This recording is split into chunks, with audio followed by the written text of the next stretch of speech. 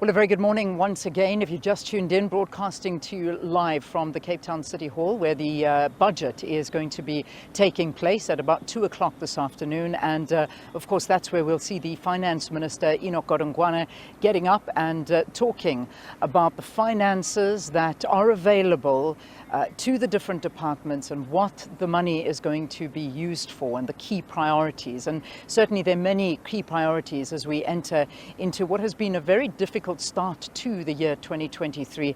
And I think one can really put the energy challenges as perhaps right at the top. And then, of course, not much further down from that is that dramatic unemployment rate that South Africa is sitting with, where people are desperate to get jobs. And the reality is, if we don't get the energy situation right, we are not going to make the jobs. But the question really is, when we did have the energy situation a little bit more under control, why were we not making jobs then? So, I mean, these are questions that we really need to ask ourselves and see how government are going to rectify the situation. But I've got two guests that we're going to chat to now. Let me introduce my first guest to you. This is from the Alternative Information and Development Centre.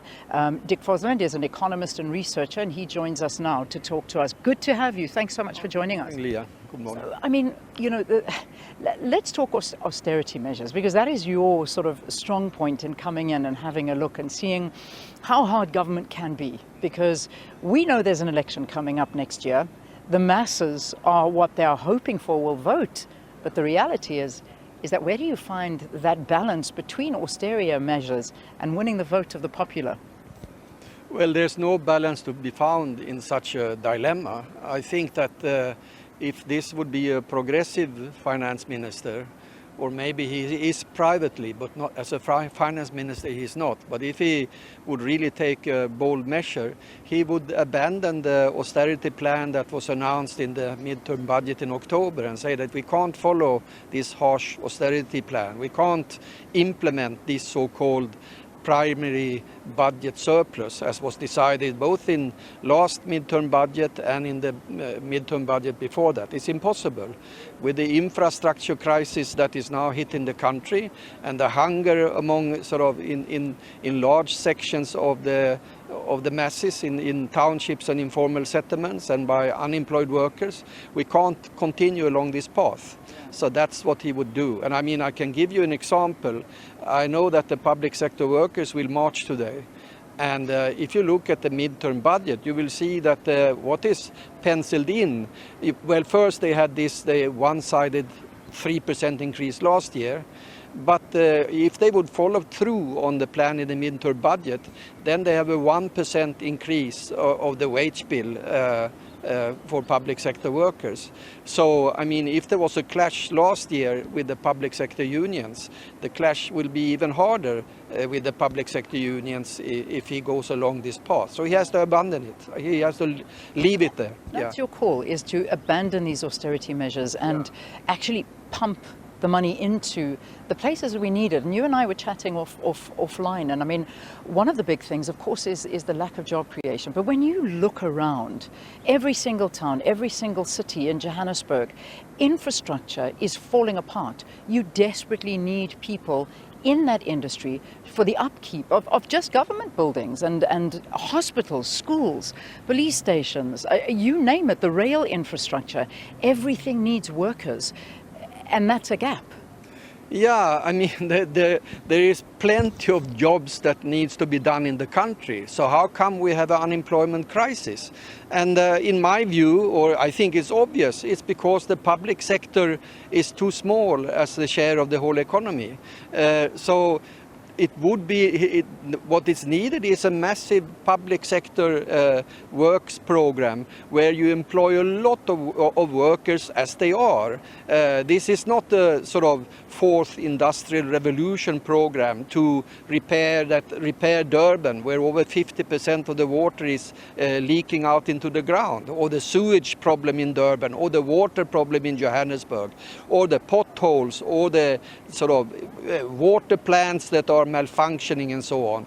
This is typically a public sector works program, and it should be insourced into the public sector. So in order to stop the corruption and looting crisis, because I would call it a crisis too, the government also have to abandon this key project they have of sort of building a new black business class through tenders and procurement. It should be insourced.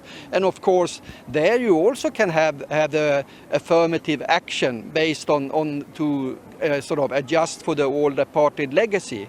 But you shouldn't do it by outsourcing all these kind of typically public sector repair jobs that needs to be done. So, but then there's also, you need to, life can't continue as before also for high income earners and the rich.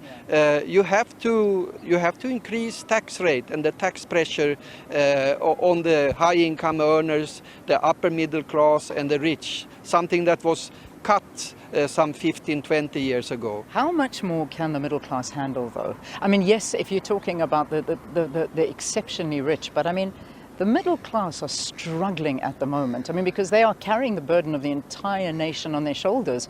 The majority of people don't pay for electricity. They don't pay for basic services, not because they don't want to, but they physically don't have the money to do that. So it rests on that middle class.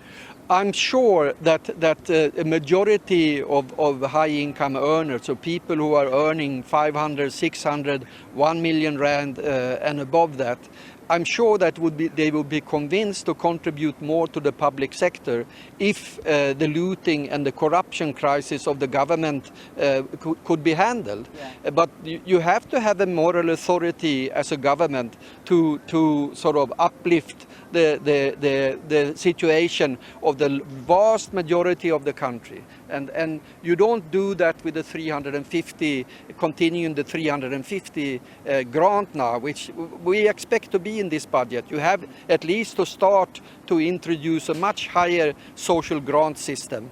And I mean, the food poverty line today, it is, I think, 660 rand per month. Yeah. Let's start to do this in this budget on the first step to universal basic income grant. So interesting. So, Dick, you've got your views. And in the corner of my eye, I'm seeing Leroux over there, who, of course, Leroux Rulofse is from Deloitte. He is a tax director. So now, just to put you in, I'm not sure if you were listening, we were saying between Dick and myself, well, Dick was mentioning, we need to tax the wealthy more. We need to look at the upper middle.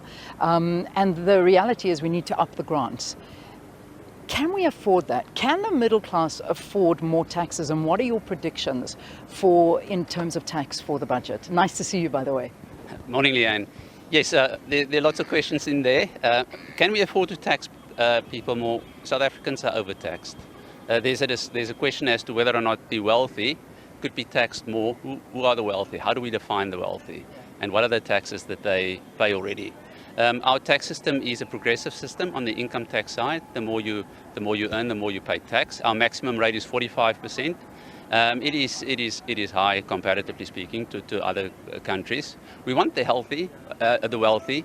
They need to help build all the infrastructure that you were mentioning that is crumbling. But we need to realize that the ordinary person is really overtaxed.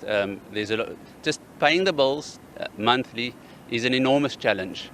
We need to look at how we can provide some relief to the middle classes and to the people that are less fortunate. Through targeted measures, should we look at perhaps lowering the VAT rate? Should we look at giving specific relief where people need to install backup systems to help them with electricity supply? So we need to look at ways that we can support the middle and the lower classes, and we need to look at taxing the wealthy more. I'm not sure is the answer. I don't think we'll get sufficient through taxing the wealthy to really address the challenges that we've got. We've got to look at keep on modernizing our tax system, make sure that taxes get collected, make sure that holes in the system where people are avoiding taxes illegitimately, that gets plugged, and that we bridge that tax gap that is often spoken about. Obviously, there's, like you say, you don't foresee any increases in the taxes for individuals.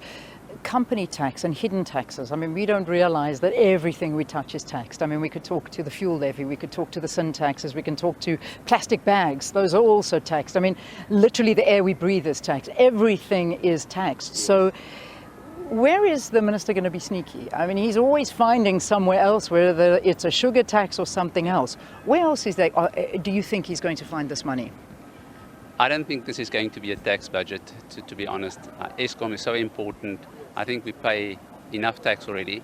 I think where the minister, he will look to provide some tax relief. Treasury is on record and the minister is on record over a number of years that we pay too much tax. That we need to rather lower the taxes as we've done with the corporate rate this year in order to spur economic growth. That is where taxes will ultimately come from. Growing the economy, creating more wealth and taxing that.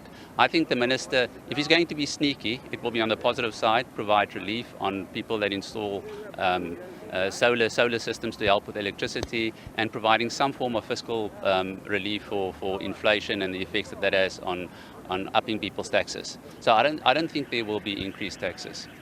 Well, we'll hold you to it. We'll find out at 2 o'clock this afternoon if there are in fact any increases. Thank you very, very much, LaRue, for joining us. LaRue Roelof, so he's from Deloitte. He's a tax director there.